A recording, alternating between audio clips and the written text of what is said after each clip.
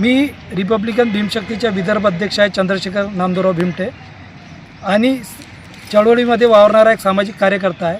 कन्हान नगर परिषदच्या विषयासंदर्भात मी आज निवेदन कलेक्टरना दिलेलं आहे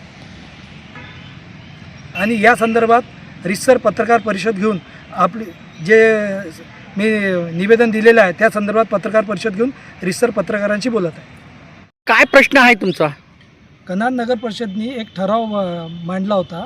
त्या ठरावामध्ये जे आरक्षित जमीन आहे सर्वे नंबर 102, 103, 104 त्याच्यावर शाळा, हॉस्पिटल आणि सार्वजनिक उपकरणासाठी ते राखीव जमीन होती. त्या जमिनीला त्या झोन काढून DP प्लॅनचं झोन काढून त्यामध्ये त्यांनी कुशिक झोन केलेला आहे.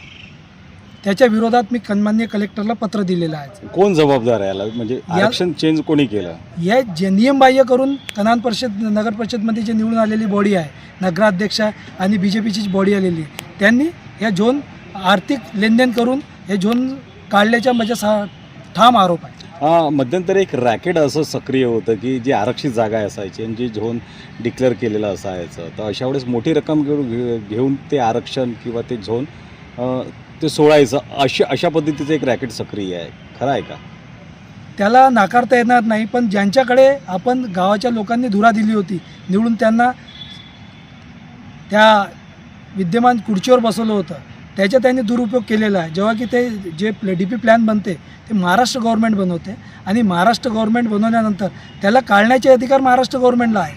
पण त्याच्यामध्ये त्यांनी एक आमसभेमध्ये तो मीटिंग प्रस्ताव पास करून मालकाशी, जे शेतमालिक आहे त्यांच्याशी आणि त्याच्यामध्ये आर्थिक व्यवहार करून त्यांनी ते झोन काढलेला आहे. जेव्हा की गावामध्ये विकासाच्या नावावर कोणतीच आता जागा राहिलेली नाही. त्यांनी हेतुपुरस्पर हे काम केलेलं आहे आणि याच्यामध्ये BJPचे सर्व पदाधिकारी लिप्त आहेत. BJPचे एक कामच झालेलं आहे. जिल्ह्यात, गावात, तालुक्यात, नगरपंचायतमध्ये, नगर परिषदमध्ये, महाराष्ट्रामध्ये आणि देशामध्ये फक्त विक्रीचेच काम करण्याची भूमिका निरंतर BJPच्या शासनमध्ये होत आहे. आरोप कोणावरती आहे? हे आरोप नगराध्यक्ष आणि त्यांच्या टीमवरती आहे. नाव काय? नगराध्यक्षाचे नाव सेंद्रे म्हणून आहे आणि त्याच्या टीमवरती आहे. जे पदस्थ जे लोक आहेत निवडून आलेले नगरसेवक त्यांच्यावरती आहे. नगर परिषदेला तो अधिकार आहे का? तो अधिकार माझ्या तरी वाचण्यामध्ये कुठे आला नाही की त्याला अधिकार आहे. कारण ते MRDAच्या अधीनस्थ ती जागा असते. आपण DP प्लॅन बनवतो तर ते तिथे काय न झालं नाही.